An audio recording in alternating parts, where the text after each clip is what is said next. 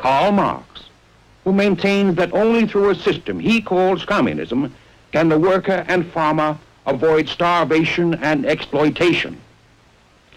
We declare openly, Marx writes, that our ends can only be attained by the forcible overthrow of all existing social conditions.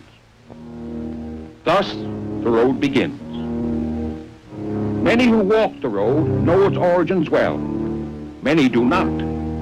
Some things must be known about the road by those who do not travel it.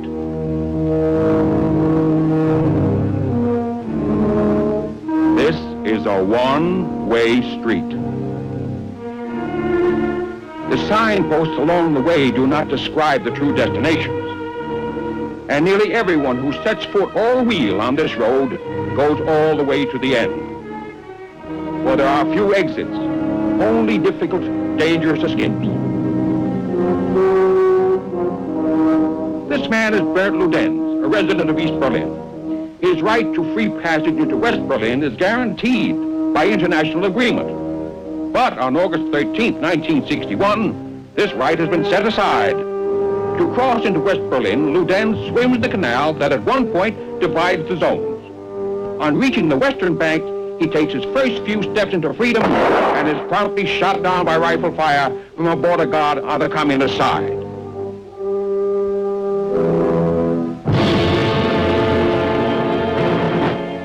To know why Bernd Ludenz was shot down across an artificial border by a man who bore him no personal malice, we must look at the road.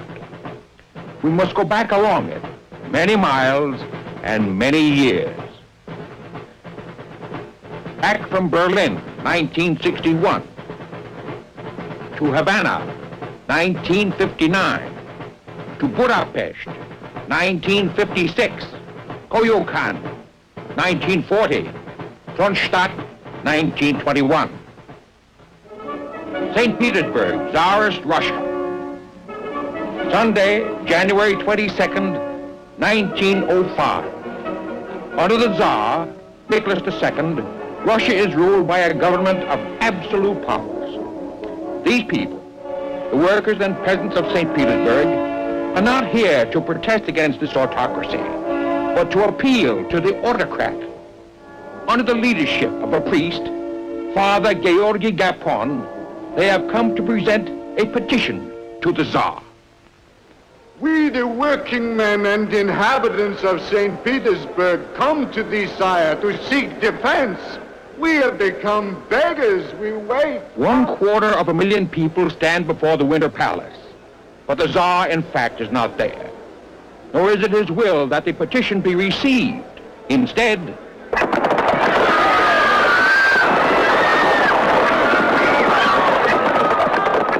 said the Tsar Nicholas II, my autocracy will remain unchanged.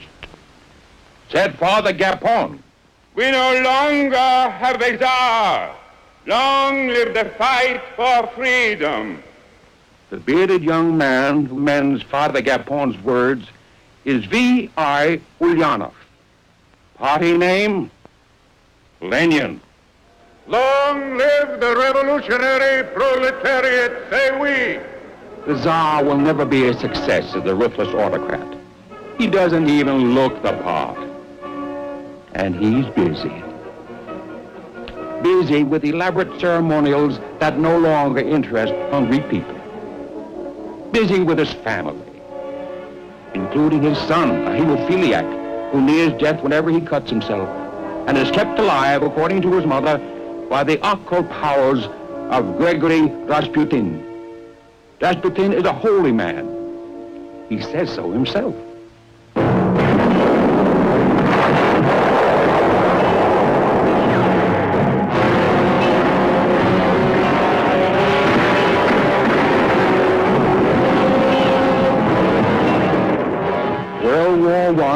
hell in the West? It is pure hell, 10 times over for the Russians. For them, no glamour, no airplanes. Divisions without artillery, companies without rifles, rifles without bullets. The Russian casualties from typhus alone exceed the total casualties of the Germans. At the front, defeat, disorganization, and lonely death. At home, starvation and poverty exceeding even previous Russian experiences. Finally, in March 1917, a demonstration in St. Petersburg starts over a simple demand for a higher bread ration. Gets out of hand, includes a new demand. Transfer of power from the Tsar to an elected parliament. The Tsar reacts in customary fashion, turns his troops loose on the demonstrators, but something goes wrong. The army joins the people. With incredible swiftness, the Tsar's regime falls. A.N. Kerensky, a young lawyer, is Minister of Justice in a provisional government in which many parties are represented. A revolution belongs to the people. I propose to defend it against any attack, whether from the left or from the right. Kerensky arrests the Tsar and his family and announces that free elections are to be held. Political prisoners are freed and some food is distributed. But in a country without experience in self-government, dissident elements of all shades struggle to convince still hungry people that their particular road leads to salvation. The war is unpopular. When it becomes clear that Kerensky means to continue it, the German General Staff arranges for the return in a sealed railroad car of Lenin, who had been exiled by the Tsarist government to Switzerland. Leon Trotsky arrives a month later from Canada. Summer 1917, Kerensky becomes head of the provisional government and proclaims Russia a republic. Universal suffrage, power to be vested in an elected constituent assembly, freedom of speech and press, equal rights for women. Lenin on the Kerensky Republic. A democratic republic, more free under war conditions than any other country in the world. But in November, Lenin and Trotsky, as leaders of a huge farmer worker army union called the Soviet, call for the destruction of the republic. They imagine that serious political questions are decided by voting. As a matter of fact, they are decided by class war. The class war is quick and relatively bloodless. Lenin's Bolsheviki seize the railroad stations, telegraph lines, electric plants, and government offices and declare themselves in business. This is the Russian version of a great event of that war, the storming of the Winter Palace. Notice Ivan Armstrong, the all-Russian boy, opening the gate under fire.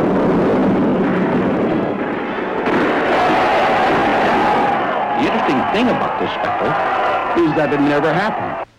In actual fact, the cadets defending the Winter Palace surrendered when it was pointed out to them that the building was in easy range of a rebel cruiser. Still, it makes a nice picture. The real violence comes later. On November 25th, the election Kerensky had called is held under the control of Lenin's Bolsheviki, who, to their amazement, lost it, 3-1.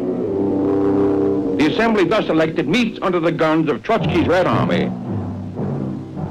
refuses for a time to turn over the power to the Soviet, but finally leaves the building in disorder. The following day, a few thousand citizens gather outside the building to protest against the dismissal of the assembly they have elected, and are promptly shot down by rifle fire by Trotsky's Red Army. Not by voting, by class war. Citizens of the Soviet Union still vote, but not since November 1917 has more than one name for office appeared on the ballot. The assembly never reconvenes. Power passes to the Soviet, which Lenin controls, and from there to the Council of Commissars, where Lenin's power is absolute. This is the dictatorship of the proletariat, a power won and maintained by violence, power that is unrestricted by any law, resting directly on force. Keep this well in mind. Lenin makes peace with the Germans, and now a genuine civil war breaks out. Before it ends, the White Russians rebel against the Reds. Allied troops fight to keep Russia in the war. Cossacks fight for both sides. Tsarists rise up to restore the monarchy. The Tsar and his family are executed. And the Cheka, first of many Soviet secret police groups, becomes active. Arrest without charge, imprisonment or exile without trial, disappearance without explanation, all become routine. But Lenin complains. There is still too little ruthlessness. Not because we lack determination, but because we do not know how to capture enough profiteers, marauders, capitalists. However many they capture, they miss one. On August 30th, 1918, a young lady named Dora Kaplan takes a shot at Lenin. Her motives are unknown. Her marksmanship, defective. Lenin is only slightly wounded. That night, in Moscow alone, 500 anti-Leninists are executed on suspicion of being associated with Miss Kaplan's effort.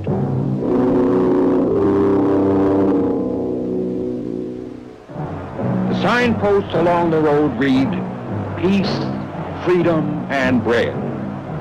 Because they understood that freedom and bread could be theirs only when peace was obtained, the workers and sailors of Kronstadt have fought and won a bloody civil war.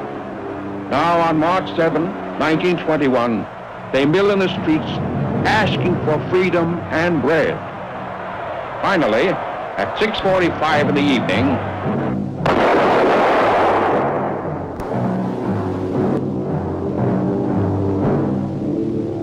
Trotsky, commander of the Red Army, who ordered the slaughter, gives the only explanation. It was necessary. Lenin and Trotsky are now firmly in power. The Cheka is abolished. In its place comes the OGPU, or Political Police. And to check on the OGPU, there is Rob Kreen, the Workers and Peasants Inspection Group, whose chief is one Joseph Vissarionovich Zhukashvili. Party name, Stalin. He disputes Trotsky's position as Lenin's second in command and heir apparent. In the struggle, Stalin has the support of Zinoviev, chief of the Communist International, and Kamenev, city leader of Moscow, who could make you a judge or send you to Siberia. Now, with the Civil War won, Lenin eases the demands for belt-tightening and public sacrifice. Out of economic necessity, he institutes the new economic policy. Emphasis is placed on production of consumer goods, but the state maintains control of heavy industry. Even private enterprise is permitted within limits. And two new words, American aid, enter the Russian vocabulary. By March 1922, the American Relief Administration under Herbert Hoover is feeding 10 million Russians.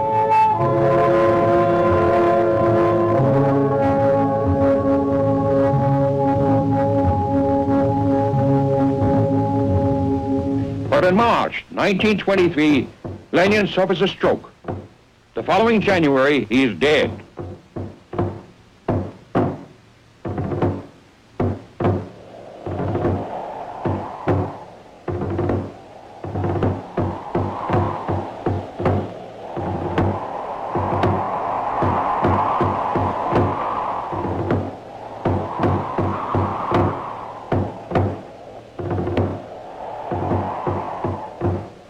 Stalin, Zinoviev, and Kamenev forced Trotsky into exile.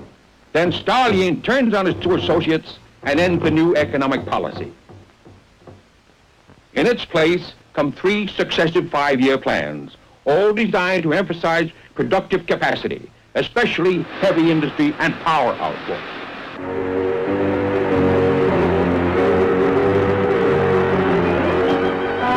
From 1928 to 1941, Russia's industrial capacity rises nearly 300%.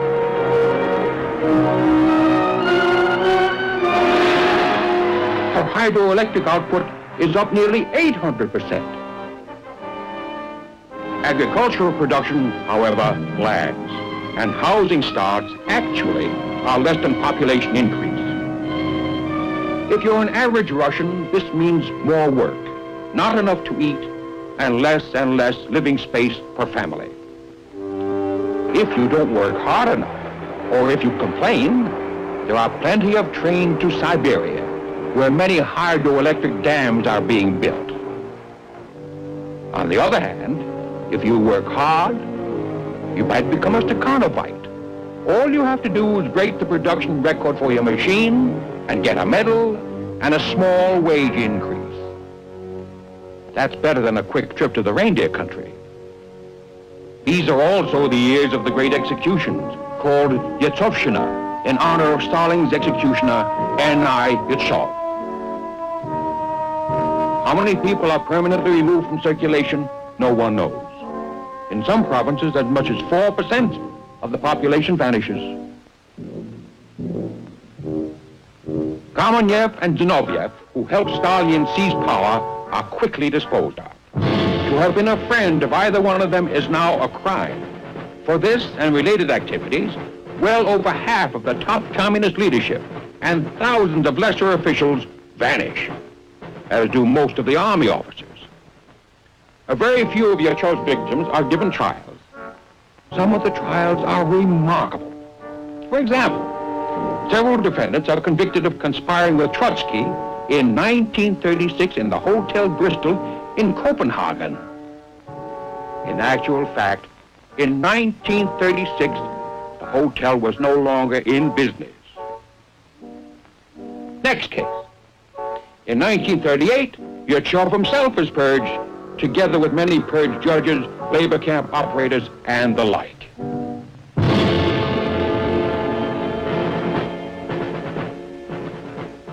Coyoacan, near Mexico City, August 20th, 1940.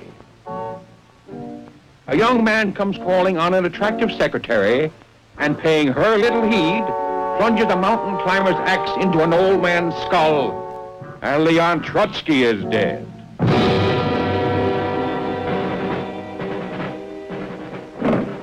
In the West, meanwhile, another dictatorship arose, devoted to world conquest, complete with infallible leader, secret police, and cattle cars that carried men and women to the grave, or worse. An uns liegt Deutschland, in uns marschiert Deutschland, und hinter uns kommt Deutschland. This is the time of the Popular Front. All who would make common cause against the fascists are welcome. But even as the pickets march, the Popular Front is changing. On August 23rd, 1939, Molotov for the Russians and von Ribbentrop for the Germans undertake to divide the world between them.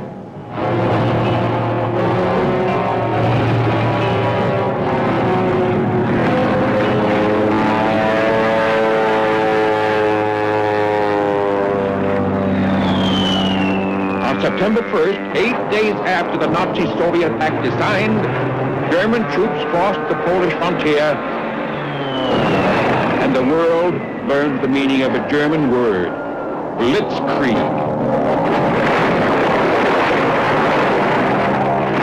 On September 17th, the Red Army crosses Poland's frontier. On October 5th, Poland has disappeared. German and Russian shake hands at Przemysl. The scum of the earth, I believe. The bloody assassins of the workers, I presume. Germany gets more from the pact than help with the dismemberment of Poland. Russian icebreakers clear the way for German surface cruisers. Germans are also given a naval base at Murmansk and vast amounts of war material.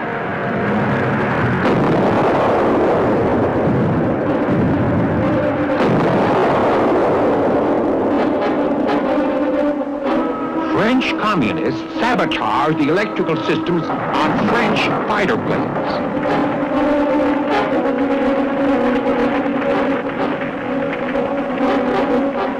But with the fall of France, Hitler decides the pact has served its purpose and ends it by invading the territory of his recent partner, Russia.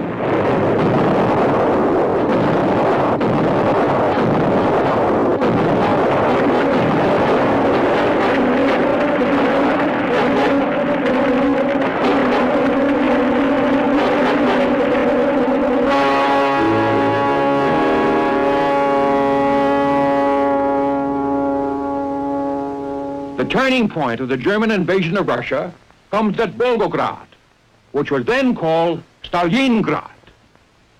When the war ends, Russia acquires as the spoils of war eastern Poland, Bessarabia, Subcarpathian Ruthenia, East Prussia, northern Sakhalin, the Kuril Islands, and portions of Finland. Latvia, Lithuania, and Estonia are incorporated as Soviet republics, and much of their native population is deported.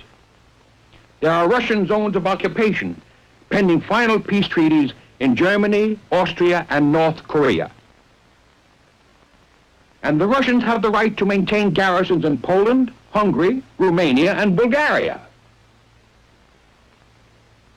How did we get from here to there, to the present situation, with an iron curtain dividing Europe and communist outposts throughout much of the world? What is the secret of communism's post-war expansion? What methods do they use? The answer is, they use them all. Occupying troops remain until political domination is achieved in Poland, Romania, and Hungary. Zones of occupation become zones of continuing influence and control in East Germany and North Korea. Along with their political and psychological efforts, economic aid and trade agreements help spread the Soviet influence in Africa and the Middle East. Force is avoided wherever possible. But when it is needed, it is used.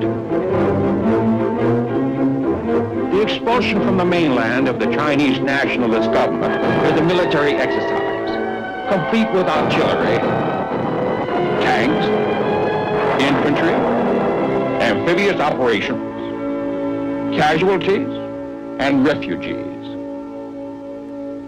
Subversion is, of course, an important technique of communist conquest.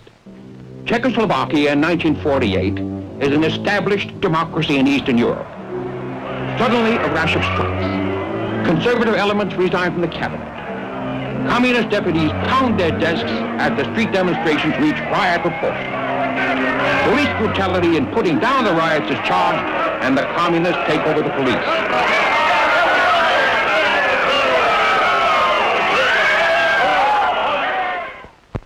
On February 25th, informed that the alternative is civil war, and aware of unmistakable threats of invasion from the Soviet Union if he does not capitulate, President Benesch accepts a communist cabinet. But John Majorek, son of the country's greatest hero, will not go along and remains in the Foreign Office. 2 weeks later, his dead body is discovered. Whether he was murdered or killed himself is not known to this day.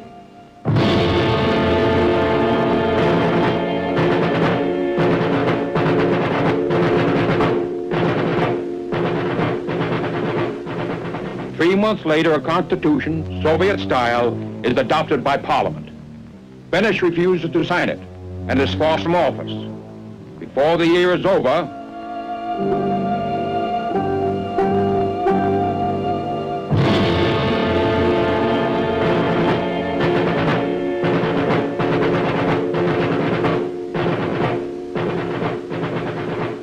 Czechoslovakia, like its heroes, Benesch and Majorek, is dead. And Eastern Europe? In the words of Winston Churchill, from Stettin in the Baltic to Trieste in the Adriatic, an iron curtain has descended across the continent. Behind that line lie all the capitals of the ancient states of Central and Eastern Europe. Behind the Iron Curtain, it is easy to express contentment with your lot, and difficult and dangerous not to. But human freedom dies hard. Uprisings and strikes in East Germany in 1953 and in Poland in 1956 are put down with local police, augmented by Russian soldiers.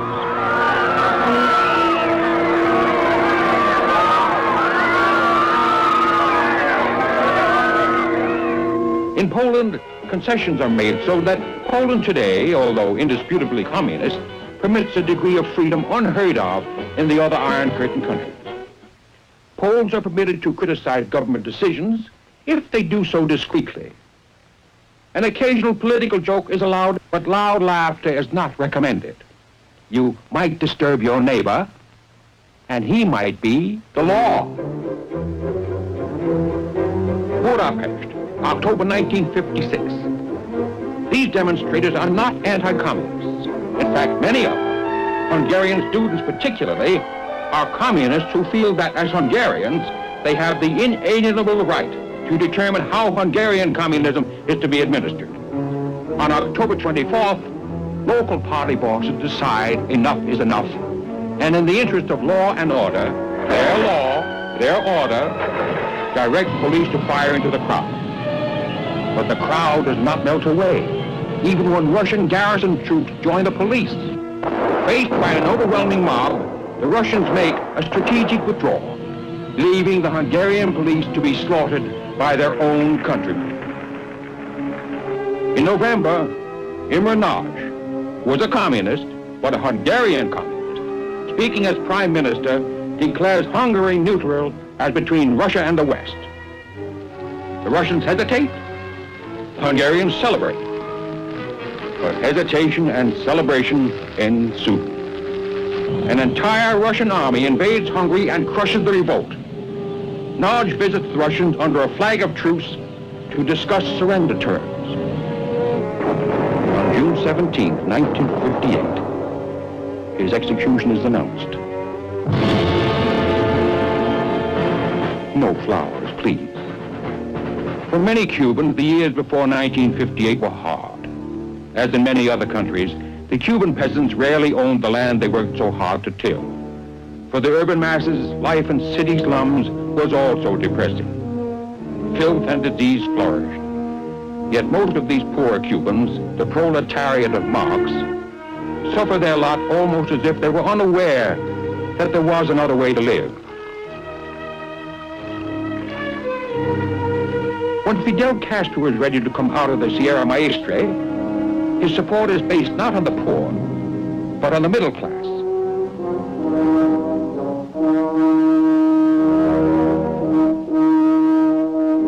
Ironically, it is the knowledgeable who form the advance guard of the revolution.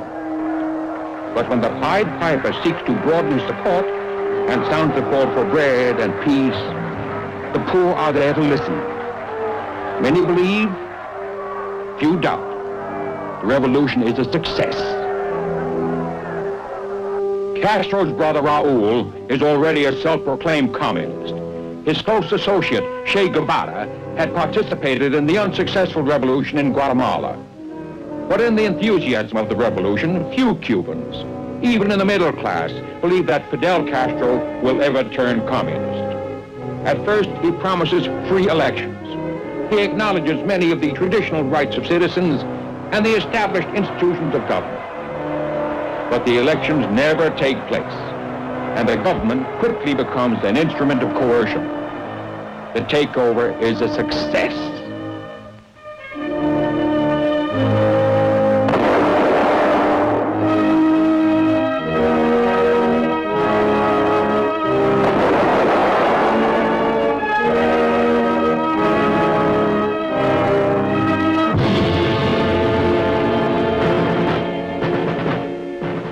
Berlin, 1961.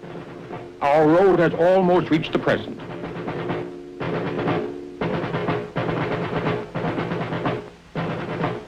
Why have the Russians built this wall?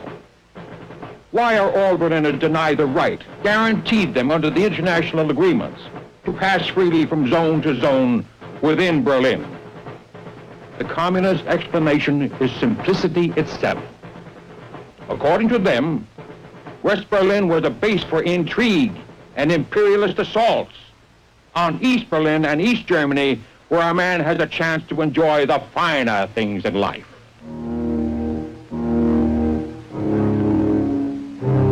But Bernd Ludenz was going the other way, east to west. And so has every other casualty at the wall. No one can be sure of the real reason. But prior to the erection of the wall, almost anyone who could get into East Germany could reach West Berlin if his feet held out. And many did.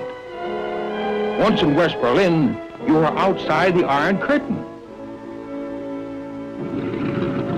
The free passage of people between East and West Berlin was the only physical gap in the Iron Curtain.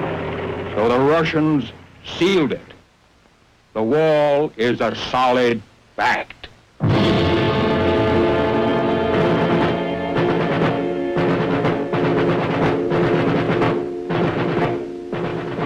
And the wall remains. It stands in Berlin today. It stands and will stand wherever the road of world communism leads.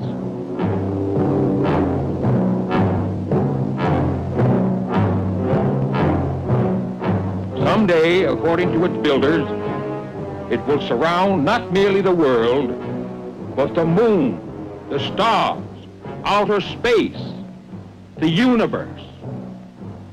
Their objective is clear, and so is ours.